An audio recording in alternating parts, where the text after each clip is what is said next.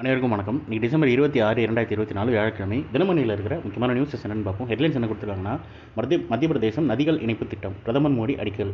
Ken மற்றும் பெட்வா நதிகள் இணைக்கப்படுகின்றன தெரிவிச்சிருக்காங்க. யமுனையின் துணை நதியான கென் மற்றும் பெட்வாவை இணைக்க 221 கிலோமீட்டர் கால்வாய் அமைக்கப்படுகிறது.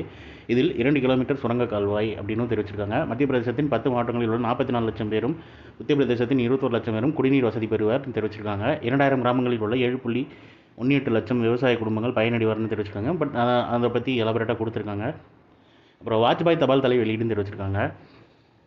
மறைந்த முன்னாள் பிரதமர் வாஜ்பாய் 100ஆண்டு பிறந்த நாளை விழாவையொட்டி அவரது நினைவு தபால் தலை மற்றும் நாணயத்தை பிரதமர் மோடி வெளியிட்டார். மேலும் ரூபாய் 437 கோடியில் நாடு முழுவதும் 1153 அடல் கிராம சேவா சதான் அறக்கட்டளைகளை அமைப்பதற்கு பிரதமர் அடிக்கல் நாட்டினார்னு தெரிவிச்சிருக்காங்க.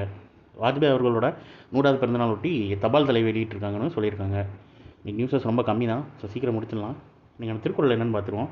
என்றும் ஒருவுதல் வேண்டும் புகழோடு நன்றி பயவா வினை. புகழையும் அறத்தையும் தராத தூய்மையற்ற செயல்களை எக்காலத்திலும் ஒருவன் செய்யாமல் விட்டொழிக்க வேண்டும் அப்படின்னு வினை தூய்மை அப்படின்ற அதிகாரத்தில் திருவள்ளுவர் சொல்லியிருக்காரு.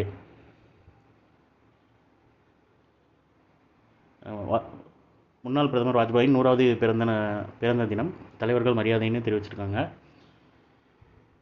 அப்புறம் அமெரிக்காவின் தேசிய பறவை கழுகு அதிகாரப்பூர்வமாக உறுதி செய்த பைடன். அமெரிக்காவின் தேசிய பறவையாக வெண்தலை கழுகை அதிகாரப்பூர்வமாக அறிவிக்கும் மசோதாவில் அதிபர் ஜோ பைடன் கையொப்பமிட்டு அதை உறுதி செய்தார்னு தெரிவிச்சிருக்காங்க.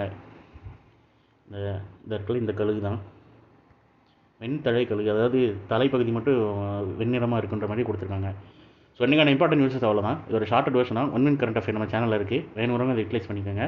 மேலும் இன்னொரு நியூஸ் வீடியோவில் சந்திப்போம். தேங்க்யூ.